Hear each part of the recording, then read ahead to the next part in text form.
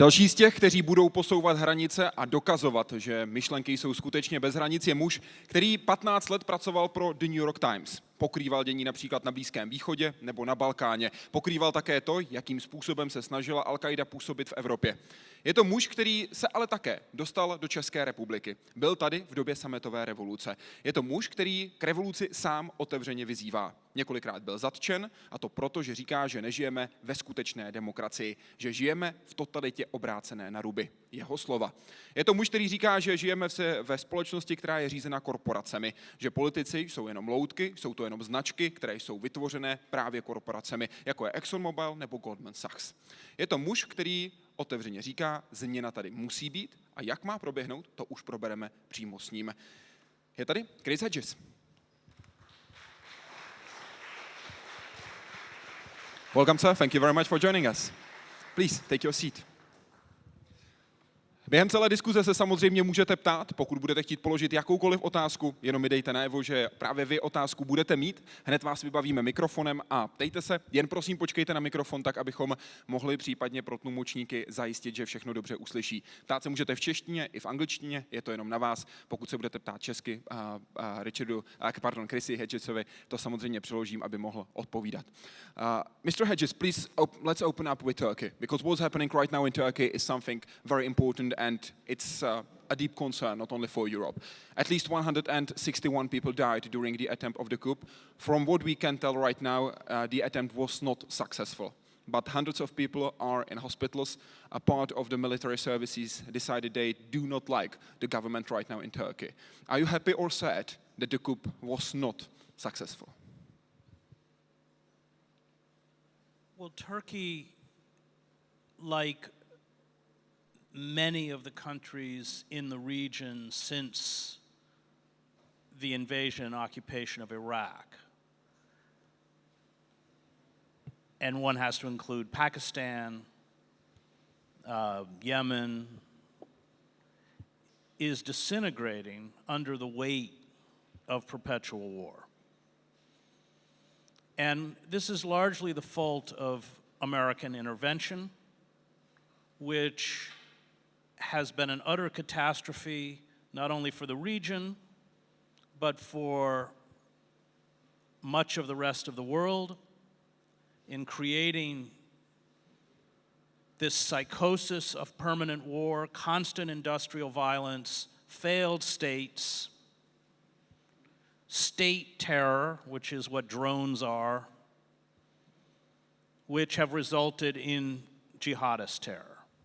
So let's concentrate on Turkey. What was happening and what is still happening? Right, but the attempt of the coup. But all of this is what's affected Turkey, because the Americans decided after the overthrow of Gaddafi that they would take the arsenals that they had captured and funnel them through Turkey to ISIS, or to groups fighting in Syria, which became ISIS. So this created huge destabilization within Turkey. And with American collaboration, created a situation not unlike Pakistan during the war with the Soviets, where the Turks became the staging area for the jihadists. And of course, the Saudis were giving them money. And then with the rise of groups like ISIS, the Americans had to kind of stop the collaboration because of the monster that they had created. And so, I'm getting to the coup. And so what happened was that Turkey was pressured to begin to halt the trafficking of jihadists through the borders to Syria. They all had Turkish cell phones. And this created the kind of terrorism, the blowback that we're seeing in Turkey as a kind of response. That was deeply destabilizing. At the same time, Erdogan, as a figure, has become more and more authoritarian and disastrously, through his own megalomania, has decided that with the instability in the region caused by American intervention, he would attempt to, in essence, recreate the Ottoman Empire. He would propel Turkey into those empty spaces. Which ones? In the Middle East? In the board, yeah, in Syria, in Iraq, and in other places. He is supporting, their own sort of Turkish-sponsored resistance groups, and this megalomania, lust for empire, collusion, coupled with the kind of disintegration because Turkey was drawn in, saw Erdogan become increasingly authoritarian within Turkey, eviscerating press freedom, taking over newspapers, deep unpopularity, resurrecting the war with the Kurdish separatists, which there had been a kind of understanding with the Kurdish separatists, with the PKK. All of it has come back to throw Turkey into ferment, and so we have this reaction of the military coup. Erdogan is not a very pleasant political personality, and yet I think all of this has to be put in context with the disintegration, which I think the Americans have a large part to do with within Turkey itself. Back to the question, are you happy or sad that Erdogan is still in power and the attempt was not successful? I wouldn't say happy or sad. I would say I'm sad about what's happened to Turkey, and that all of these forces have combined to essentially crush Turkish democracy, and in particular, freedom of the press. Erdogan's assault on the freedom of the press in Turkey has been quite severe, but I think we have to step away a little bit from particular personalities and look at all of the influences within the region and within Turkey that have led to the disintegration. So my response to the coup is that it's kind of heartbreaking because it's symptomatic of the destruction of the internal fabric of Turkey itself. Do you think that these attempts will continue? That we can expect something similar happen in, let's say, several weeks, several months in Turkey? That I can't answer because I'm not close enough. I'm not reporting from within Turkey to know the undercurrents within the military itself. As you know, the military in Turkey, since the founding of the modern Turkish state under Ataturk, has set the parameters largely by which there is acceptable political space. So this isn't a new role. It's not the first time the Turkish military has intervened. But I certainly expect more ferment, more disintegration, more domestic terrorist attacks within Turkey itself. And I think it has a kind of parallel with Pakistan, that the disintegration in Pakistan, which is largely caused by American intervention, is mirrored in the disintegration within Turkey. You are calling for revolution in the United States of America. You are calling for revolution very openly. You have a column, for example, on the website Trudik, when you are saying, join it, the revolution is here, the revolution is now. What's the situation here in the United States? From your point of view, what is the thing that you have described as inverted totalitarianism?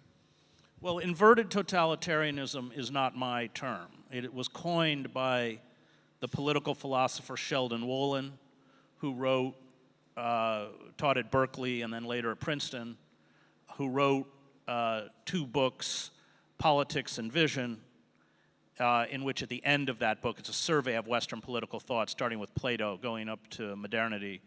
But he uses that term and then expands upon it in his later book, Democracy Incorporated.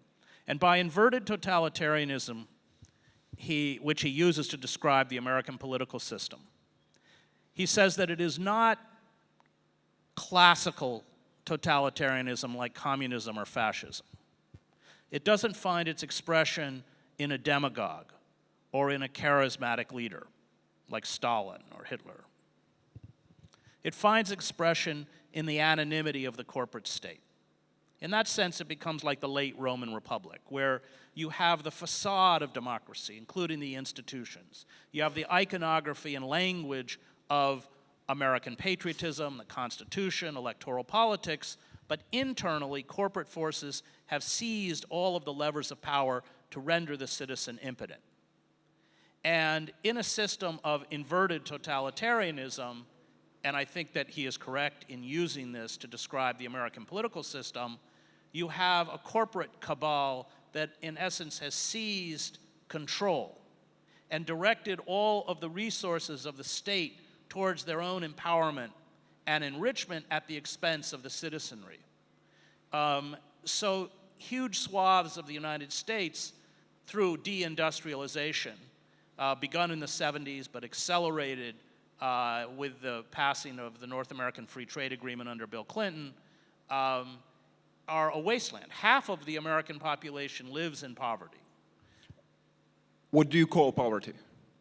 Poverty, I mean, statistically in the United States, for a family of four with an income of $24,500, you are below the poverty line. Most economists think that that's unrealistic. 50% of Americans are living with less than $30,000 a year. So in essence, in a state of financial distress. But it's something different when we say poverty and understanding in that way, and we say poverty in the sense that, for example, the World Bank is describing that, because we are talking about $2 per day as a rate of poverty when we are talking about for example, African states and such. That's absolutely a different situation. No, I mean, half of the world's population lives on $2.50 a day, which is grotesque manifestations of impoverishment. But I think it's important to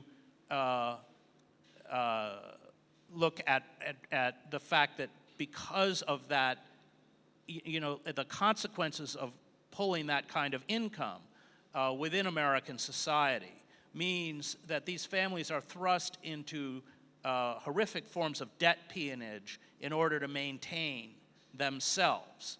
One has to factor in housing costs, utility costs, healthcare costs. Healthcare you have to pay for, and this has created a burden of debt peonage. But I think it's even more important to look at what the theorists on revolution like Crane Brinton and Jeffrey Davies have pointed out, that revolutions are not actually created. We're watching a kind of revolt now within the American political system. Revolutions, they argue, are not created necessarily by poverty. As you point out, half the world lives in horrific forms of poverty. They are created by a variety of factors, and this is particularly explicated in Crane Brinton's Anatomy of a Revolution.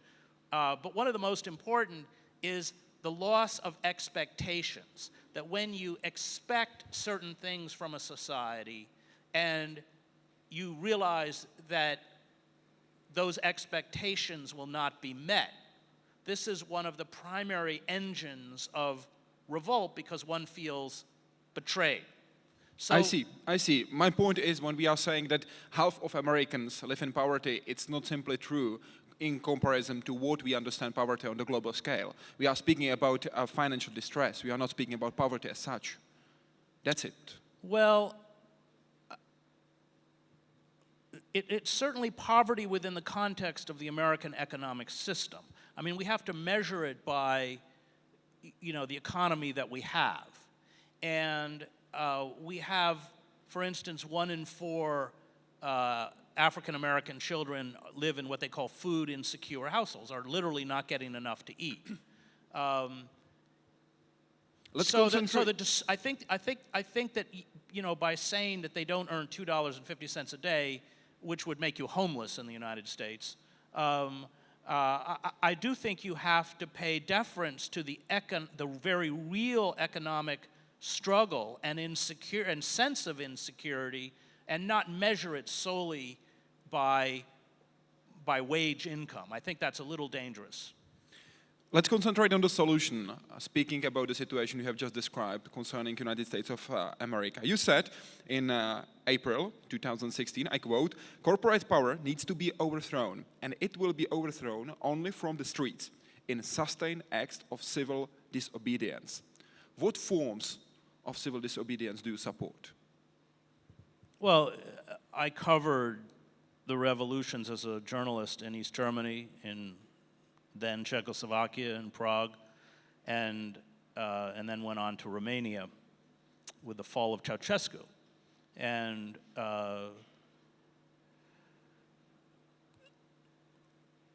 as Lenin and others have pointed out, Herzen and Luxemburg, revolutions are organic in a sense that, and Walter Benjamin actually wrote about this, that it's less a compiling of statistics and more an emotional state.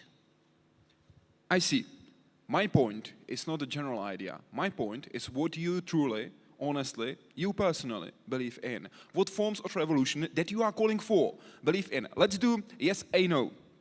Let's say sitting in, kneeling in protests. Are you all for it? Yes or no? Sitting what? Sitting in protests. I'm for all nonviolent protests. Cool. All for not violent. So, for example, destroying the front window of Goldman Sachs. Is it okay or not? No. Is it okay to make a blockade on a rush road that will affect hundreds of thousands of people living in New York? Yes. Where is the limit?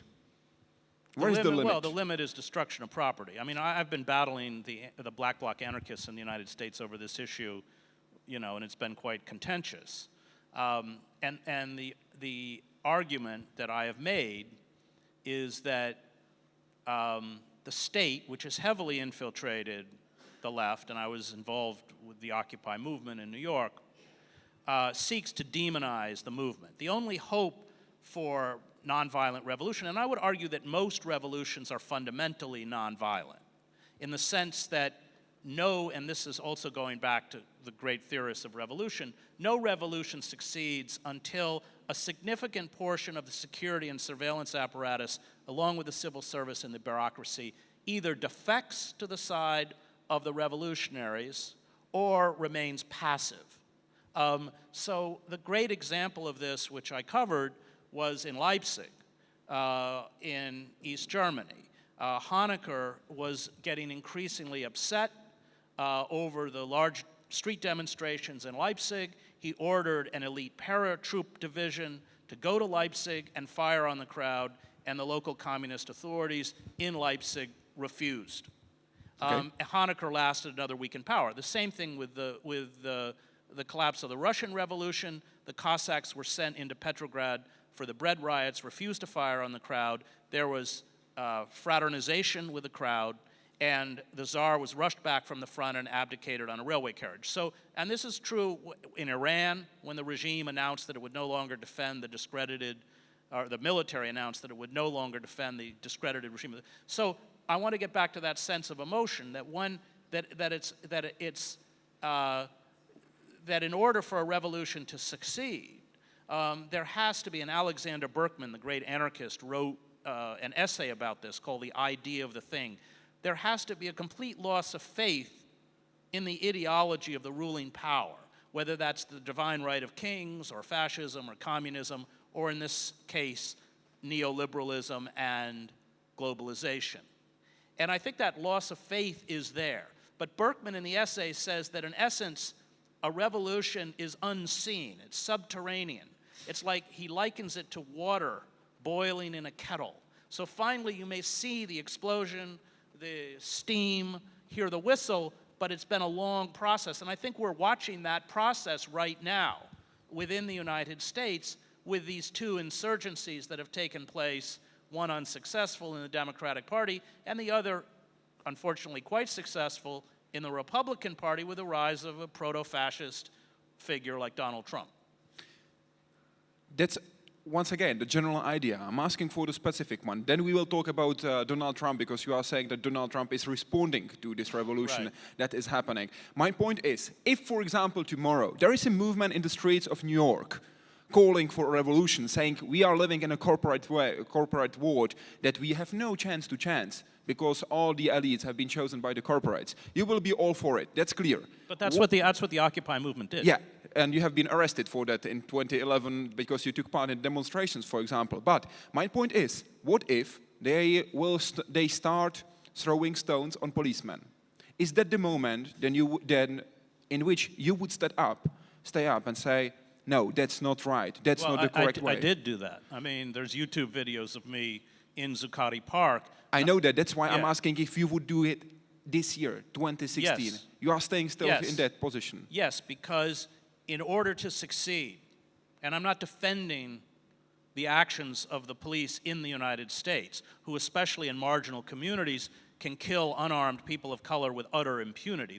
3.1 people are shot dead by police in the United States, almost always in poor communities of color, with no repercussions at all, and almost none of them were armed. I didn't know this statistic. Yeah, it's awful. And yet, at the same time, we have to think with our head.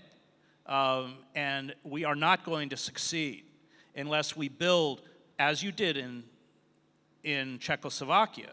I was in Wenceslas Square with 500,000 Czechs. I was in Alexanderplatz with 500,000 East Germans. And that's why when I talk about emotion, it's key. Because you saw, for instance, in 1968, an attempt at reform under Dubček, which the kind of will to power of the communist collaborators in Czechoslovakia, coupled with Russian tanks, crushed it. That didn't happen in 1989. And this goes back to the essays that Rosa Luxemburg wrote about the Spartacus uprising in Berlin, where she said, don't do it, although she and Leibniz joined it. But she cautioned that it wasn't the right time. It wasn't the right moment. There wasn't the right sentiment.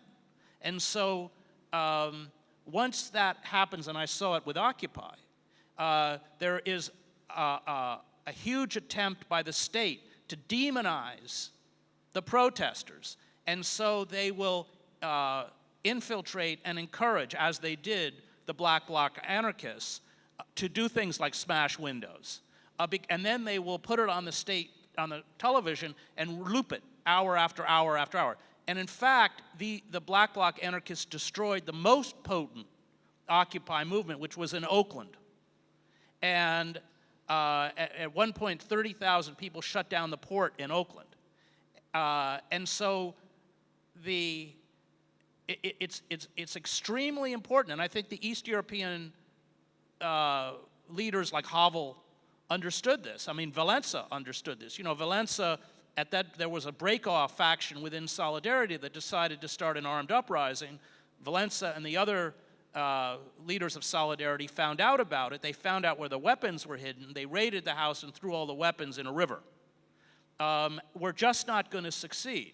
And we may not succeed at all. I'm not naive enough to tell you we're going to win.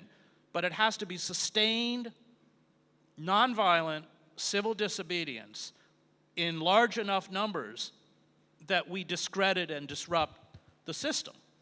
If you want to jump in with any comments or questions, please just raise your hand and give me a notice that you would like to ask a question. I will equip you with the microphone. Okay, the first question is over there. Could you please? Thank you very much indeed. Ptejte se klidně česky, záleží na vás, jak chcete. Thank you very much. You mentioned large numbers enough. How large should be the numbers of people joining the civil disobedience? How big has the crowd be? Do I understand it correctly? There are actually studies by a theorist called Chenoweth on revolutions who said that if 3 to 5% of any population are willing to take to the streets in a sustained way, a regime can be overthrown. So in the case of the United States, that's talking, roughly, 900,000 people. I think we saw in Eastern Europe, once Alexanderplatz was filled, I was there, and once the communist authorities would not use violence to fire on the crowd, it was kind of over. It was over. So about 3 to 5%. The question was answered, I guess.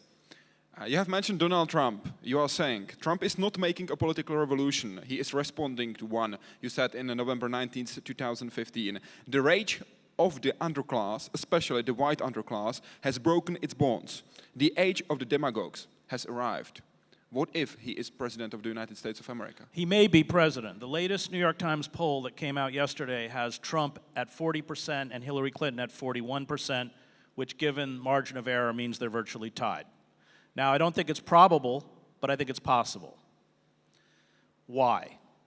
Because you had, and this again has historical resonance, and it was very similar to what I saw in the breakdown of Yugoslavia. I covered the war in Yugoslavia, where you have an ineffectual, self-identified liberal democratic elite that in fact cannot respond to the problems that are besetting the country, typified by figures like Bill Clinton or Barack Obama, who speak in the traditional feel-your-pain language of liberalism, but assiduously serve corporate power at the expense of working men and women.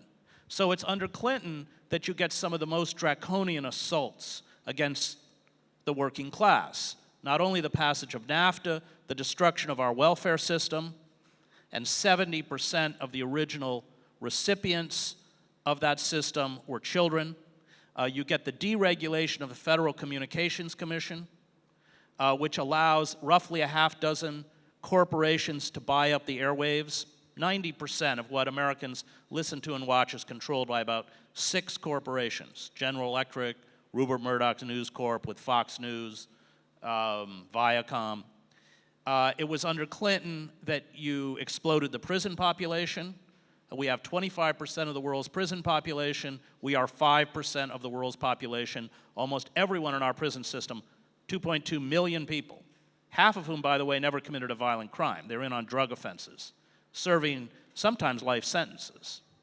I have no chance to check these numbers out, but the question is staying, what if Donald Trump is president? What's going to be different? What's going to change? Well, I'm getting there. I'm explaining why we have a Trump. And what's happened with the liberal elite, which has sold out the working class, is that they continue to speak in the language of liberalism, of inclusivity, tolerance, racial justice, multiculturalism. Now, what their policies did, in fact, the people who have suffered most are African Americans. Since 2008 in particular, their income has been wiped out by 40%. The black middle class has shrunk to a negligible size. But the language continues. And so a figure like Trump can look to the white working class, which has also been dispossessed, and say, you are dispossessed because these marginal groups have been given advantages at your expense. It's not true, but it works. And in some sense, the kind of faux liberal elite of the Clintons empower this. What happens if Trump becomes president? I would first say that, as you quoted before, that Trump is not the phenomena. He responds to the phenomena. If we get rid of Trump and we continue neoliberal policies, Trump as a political personality may disappear, but something as vile or worse will be coughed up from the system. If Trump becomes president, in fact, the structures of American imperialism and global capitalism will not be affected in any meaningful way, because the executive actually has very little power. In this sense, Occupy Wall Street was correct. The centers of power lie in 2 places: Wall Street and in the military-industrial complex. And there is no way for any executive figure to defy it. Trump is a frightening, buffoonish, dangerous, demagogic figure. But the engines of power under Clinton or Trump will remain untouched, and I use Barack Obama as an example. All of the systemic systems, whether it's imperial war or the assault on civil liberties, which in fact has been worse under Obama, and as you know, I sued him in federal court and actually won, and then it was appealed over his decision to pass a bill overturning what we call the Pazzi Comitatus Act of 1878, which prohibited the military from acting as a domestic police force. That's now law. I sued him, we won, he appealed, and it is law. And the reason is that they expect unrest and they want to be able to use the military in the streets if they have to. All of this came from Obama, who reinterpreted the 2001 authorization to use Military Force Act as giving him the right to order the assassination of American citizens abroad. This is Anwar al-Awlaki and his 16-year-old son. All of this is Obama. To give the context, maybe you're not familiar with that case, Hedges versus Obama. For example, Noam Chomsky joined Chris Hedges in this case. What he was describing is the first successful part of this process, of this case. But as he has mentioned, the administration of Barack Obama appealed the decision and it was overturned. You petitioned the Supreme Court to hear the case, but the Supreme Court rejected and the case was closed in April 2014. So it's done and 1021 is in force. If you have any questions, just raise your hands and give me a notice. Please, we will give you the microphone for your hand. I make sure that we are not spending any time we don't know, we don't need to ask. So what kind of political structure should be aimed with this movements? It's not a socialism, communism, or fascism, or it's not libertarian. So what kind of political system should it be? Well, I am a socialist, and like any socialist, I'm a fierce anti-imperialist. Much of my critique of Bernie Sanders was that he failed to grasp that in order for socialism to be possible, one has to destroy imperialism, because imperialism or the war machine does what it always does, and what it is doing in the United States is that it hollows the country out from the inside and diverts all sorts of resources, not just technological and scientific resources, but financial resources to utterly futile military adventures, which have now, you know, this is the longest war in U.S. history. We've lost the war in Afghanistan. The Taliban control more territory in Afghanistan than when we arrived. Iraq as a unified country has been destroyed. It is never coming back. It's created these enclaves of failed states. Go to the question, please. Yeah. So I think that we have to break the military machine. We have to break the hegemony of corporate power, and that will only come by shifting away from the model of corporate capitalism to a model that uses government intervention on behalf of the citizenry to protect it from the predatory forces of corporations, which is democratic socialism. So describe the situation in detail. Let's say we don't have the corporations. There will be none? No corporations at all in the system? Yeah, you break. I mean, the problem is that when you have corporations the size of Citibank, they have such a preponderance of power that the government can't control them, and when their forays into casino capitalism fail, they can loot the U.S. Treasury on their behalf. So what you want are, you don't want entities that are so large, and of course these are predatory entities, that they can't be regulated and controlled, so you break them up. This was actually what Bernie Sanders was correct about. But walking on that question, the question was actually asking what the world will look like after the revolution. Now you have described the situation, the current state. What's the situation after the revolution? Well, describe that in detail, because we have the experience with socialism or communism here in Czech Republic. So what will be the system in the let world? me quote Adam Ulam's great book on Lenin, and he describes Lenin and the communists as counter-revolutionaries. I mean, so in the name of communism, much like the corporations do in the name of democracy, they created a form of state capitalism. And we have very little history of the anarchist movement which controlled the Soviets, where workers did have autonomy and control because Lenin and the Bolsheviks murdered them all. So I'm not going to get into a discussion of the Russian Revolution, but those of us who hold fast to the kind of socialism, that was promoted by figures like Luxemburg or Herzen or others, are mortal enemies of the Bolsheviks and Eastern European communism. So what would it look like? Well, the most important aspect is the destruction of the war machine Officially, we spend 54% of our discretionary spending on the military, but in fact, it's much higher because that doesn't account our nuclear weapons program, it doesn't account Veterans Affairs, and it doesn't account the black budgets for the security and surveillance apparatus, which is estimated at $100 billion a year.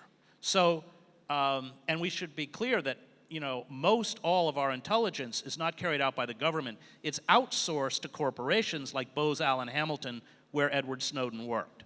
So there's been a complete fusion between the security surveillance apparatus and corporate power.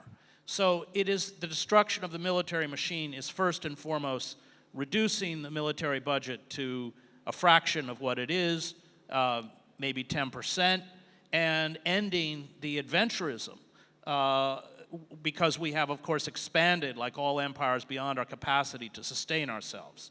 And this is what always happens. You go back and read Thucydides. It's exactly what happened with Athenian democracy. Once Athens became an empire, as I'm quoting Thucydides, the tyranny that Athens imposed on others, it imposed on itself. So, and that's what's happening in the United States. All of the harsh forms of control on the outer reaches of empire, drones, militarized police, wholesale surveillance, evisceration of civil liberties, have been brought back to the homeland to crush a restive population. That's how empires destroy themselves. So first and foremost, it has to be a confrontation with the military machine, which is largely responsible for destroying the economy of the United States and American democracy. After World War II, we never demobilized our war industry. And the war machine, with the business elites, created a political situation by which they crushed all political movements and all politicians, including Henry Wallace, who was Roosevelt's vice president, ran on an anti-war platform in 1948, in the name of the war against communism. Excuse me, let me simplify that. We can understand and we can imagine what would happen in the world. You have mentioned democratic socialism as a way. Common property, yes or no? No, I wouldn't go that far. I mean, I once gave a lecture in Canada, and it turns out the whole economics department was Marxist, and the head of the department stood up and said to the students, I just want you to understand he's not one of us, he's just a radical Keynesian. No, I'm not against common. It's kind of in the 1980s, in the Nordic countries, they created a kind of hybrid of capitalism and socialism, and they eradicated poverty, which we certainly have the wealth to do in the United States. But it is that kind of a vision: full employment, public health care for all. We only educate our elites in the United States, and children who go to school in marginal communities graduate from high school barely literate. It is about ruthlessly using the resources of the society so that everybody has an opportunity and a chance. And that only comes from heavy government intervention. Okay, so no public property, free education for everyone, employment for everyone, make sure that there is no poverty in the society. And nationalization of the utilities, the banks, those large enterprises. And who will be the leader? Who will be in charge? Who will be the new elite or part of the group of elite? Power is always the problem, as any good anarchist will tell you. The thing is, you have to create diversified centers of power. So How would it look like? Well, you create public banks, but you don't create a central public bank. Each state has, and we still have the residue from the 1930s of one public banking system in North Dakota, which the state controls and uses the resources. Ralph Nader actually, after the 2008 meltdown, said, let's not give $3 trillion to Wall Street, let's create regional public banks, give them all $10 billion each, leverage them 10 to 1, and instead of 6 or 7 people being thrown out of their houses because of foreclosures and bank repossessions and fraudulent mortgages, we can keep these communities intact. It's that kind of a vision. And who will be in charge? Well, you create a democratic system whereby not a particular figure is in charge. You create an electoral system with public financing so corporations, so you don't have a situation which we do have in the United States where, in essence, money has replaced the vote. So no leader, No charge. Well, I didn't say no. I mean, every movement has leaders. I'm asking for the leader in the new system. Now Well- we have, from your point of view, we have corporations. That's what you have described. My question is, who will be in charge in the new system, from your point of view? Well, you create legislative bodies that are accountable to a public, that are not controlled by big business. So parliament. Yeah, well, I mean, we have a Congress. The problem is, we're spending $5 billion on this political theater called, a presidential election campaign. This is obscene. Just to run for a member of the House of Representatives, you've got to raise millions of dollars. Well, who has that kind of money? And when they give it to you, they don't give it to you because they love democracy. Go ahead. I got your point. And when we strip us down from our military power, how can we protect us against some other cultures like China, or maybe some Indian Just war self-protection. machine? I don't know. It's We grab the point. We know what you mean. Okay, we have less money for the self-defense, not spreading out, just self-defense. How can we stay safe? Well, safety comes in many forms, and destroying your country in the name of military supremacy runs counter to national interest, national security. Why do we have groups like ISIS? Why do we have groups like Al-Qaeda? And I spent 7 years in the Middle East. I was the Middle East bureau chief of the New York Times. Well, we have them because we have carried out sustained campaigns of state terror that created them. Excuse me. I'm not questioning what was the cause. I'm not questioning who or what created ISIS. We are questioning the situation. We have them. ISIS is there. Terrorists are there. There are different groups that would love to destroy the new country in the new system. How this country, in the new system you have described, would have a chance to self-defense? It goes back to the choices that you make. So after 9/11, I was covering Al-Qaeda. I was based in Paris for the New York Times, and I covered Al-Qaeda in Europe and in the Middle East. And in those weeks after 9/11, we had garnered the empathy of the Muslim world, who were largely, almost universally appalled at these crimes against humanity that had been perpetrated in the name of Islam. Now, that's how you fight terrorism. You isolate terrorists within their own society. And in fact, we played right into the hands of the militants by beginning to drop iron fragmentation bombs all over the Middle East, which resurrected these jihadist movements. When you fight terrorism, you don't fight terrorism by using the tools of conventional warfare. This is always counterproductive.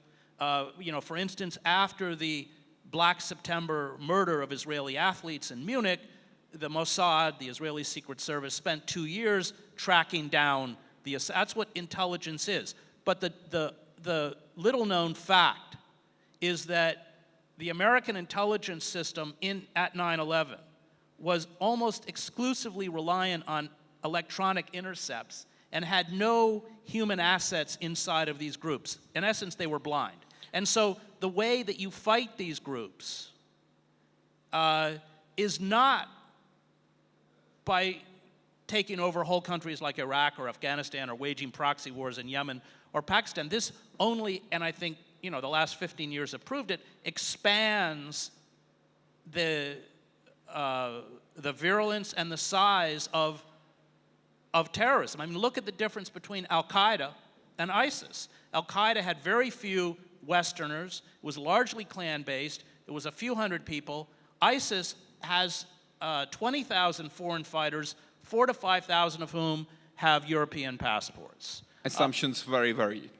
What? There are very different assumptions as well. Well, they're very different entities, but they are entities that are responding to, I think, very deeply misguided policies. So if you want to deal with terrorism, you're not going to deal with it as everybody, or certainly the hierarchy within the American political establishment, as calling for, is more violence. Violence is the tool that has created the problem in the first place.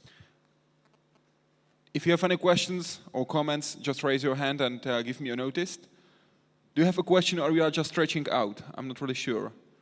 Just stretching out, okay, cool. We have mentioned the terrorists. What about, as was also mentioned in the question, other states?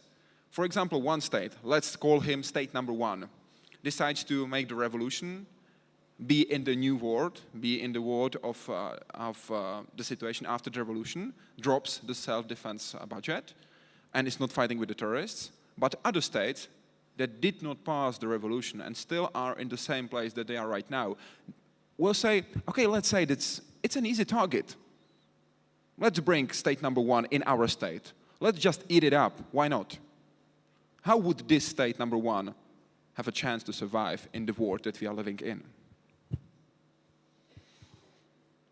I'm not arguing that you shouldn't fight terrorism. I'm arguing that the way we fight terrorism only fuels Let's skip terrorists right now. Let's talk about states. One state is from a perspective from the stronger state who is investing in military. They have rockets, they have missiles, they have troops.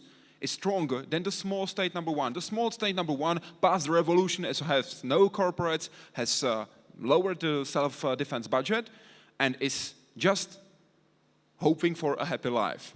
But the stronger states see the situation, see the dropping budget of self-defense and say, okay, we can get them, we can get this area.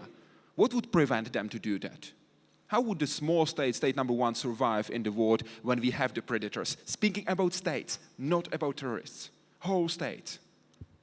Right, but you have to put that in a certain historical context. No, I'm putting it in the future possibility. Well, because that's what we are talking about. right, We are talking well, about the possibility of changing the world, changing a style of rule in a society. Right, that's why I'm asking but- how there is a chance to survive in the new world. Right, but that presupposes the rise, I mean, we can go back to the 1930s, of an aggressive state like the Nazi state.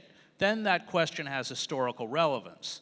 I just mentioned the imperialism. You have mentioned it several times. And you are saying that these tendencies are in the current world. And we are speaking about the current world. And these tendencies won't miss and won't leave Right, with okay, one well, revolution. I mean, imperialism inherently makes the world more stable. And the perfect example is Eastern Europe. So in 1989, the wall goes down, and Ronald Reagan promises Gorbachev and the Russian Federation that they will not expand NATO beyond Germany. And yet, I just flew into Warsaw. There was one billboard after another from Raytheon.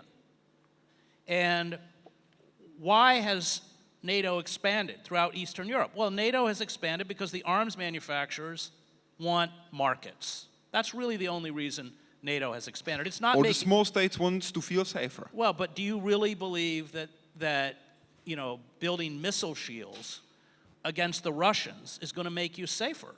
The fact is, if we go back, and once you see diplomatic power to the military, these people only speak in one language. And I think history has proven that they have led state after state into, one disaster after another. And that's kind of what's happened in the United States. We no longer have a diplomatic system that functions in any meaningful way.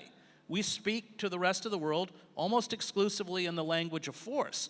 And that has a deeply self-destructive quality to it, as I think we are seeing within the United States. So, I mean, you ask about one state. I mean, if you have the rise of an aggressive power in the case of Nazi Germany, which of course affected Czechoslovakia and Poland, well, then you're right. But you can't sort of do it theoretically. It's a question of how do you respond to that aggressive power? And the way it was responded to was by, in the United States, ramping up military production that had not been there since the end of World War I.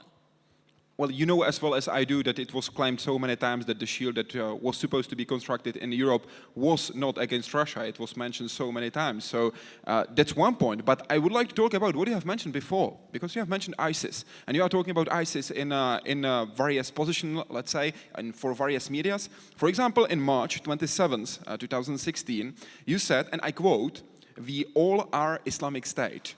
It was actually a title of the column you wrote for Truth Dig, spelling D-I-G. You also said that ISIS, ironically, is perhaps the only example of successful nation building in the contemporary Middle East. You said that in December 2014.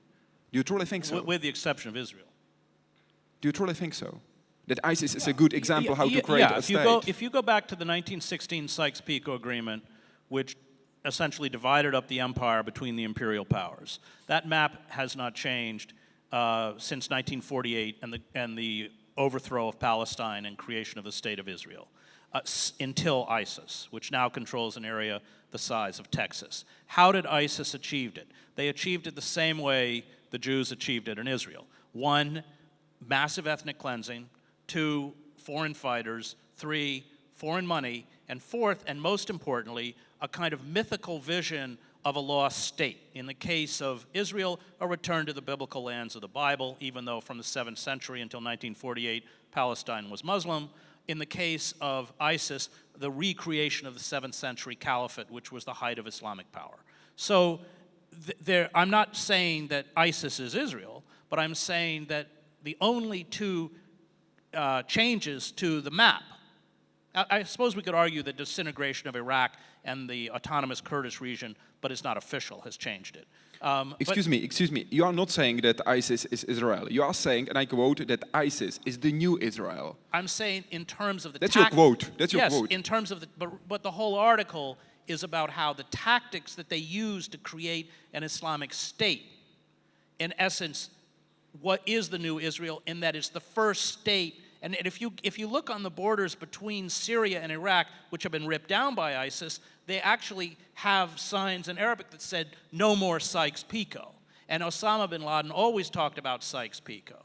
And part of the attraction of groups like ISIS is that for disenfranchised Muslim, particularly Arab youth, this is the first movement that actually has been able to redraw the map imposed by the colonial powers at the end of World War I. So I was trying to make a historical point that I think is accurate.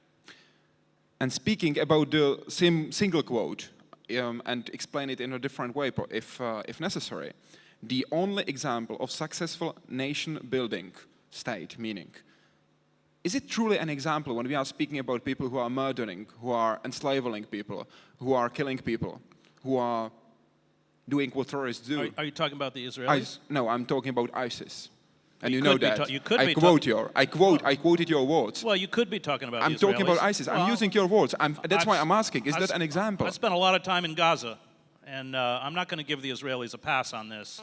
I've been in Gaza when it's been bombed by the Israeli Air Force, and when you attack a people that has no army, no navy, no air force, no artillery, no heavy command, no centralized control, with the weapons of modern war, that's not a war, it's murder. I'm not defending anything ISIS does, it's horrific. But in fact, these 2 states are both guilty of egregious war crimes. 500 children were killed by the Israeli Air Force in the bombing campaigns under Cast-Led.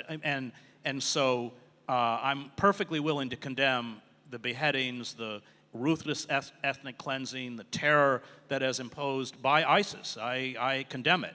But I also condemn what Israel does to the Palestinian people. Should be ISIS destroyed? That's what the war machine in the United States is trying to do. And I can guarantee you that it won't work. They may be able to cut back on their territory. They may even be able to take their territory. But what they are doing is essentially sending, and we already are seeing it, sending fighters, supporters, or sympathizers into Europe. And the reason they don't go into the United States, although they would like to, is that of the roughly 4,000 to 5,000 foreign passport holders, only about 175 or 200 carry U.S. passports. So the American Security Service can monitor those people in a way the French can't, because the French have thousands. Literally, there's no way, they don't have a large enough security force to monitor those people individually, which is why you get the attacks we saw in Nice or in Paris, or the attacks we saw in Brussels. But they will send them back to do, because they don't have an air force. We saw, for example, the capture of the Jordanian pilot who was put in a cage and very barbarically burned to death. Well, what we didn't see is the 1,000-pound iron fragmentation bombs or Hellfire missiles that had incinerated whole families in a house in Raqqa.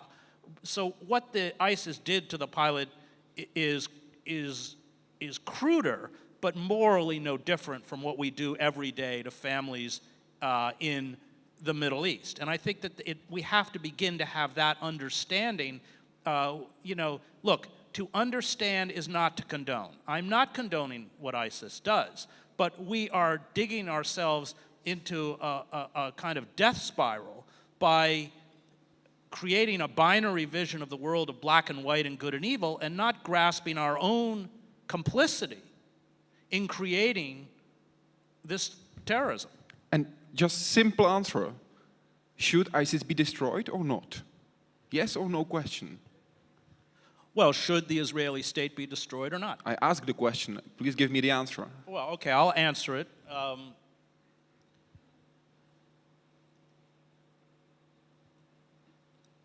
Yes, but not through saturation bombing. How? The rise of resistance movements throughout the Middle East is in direct response to the American occupation, in essence, of the Middle East. If you want to break those movements, stop occupying the Middle East. If you want to break movements like Hamas, stop occupying Gaza. Says great Hedges. Thank you very much for being here with us in Meltingpot. Thank you so much. Thank you very much.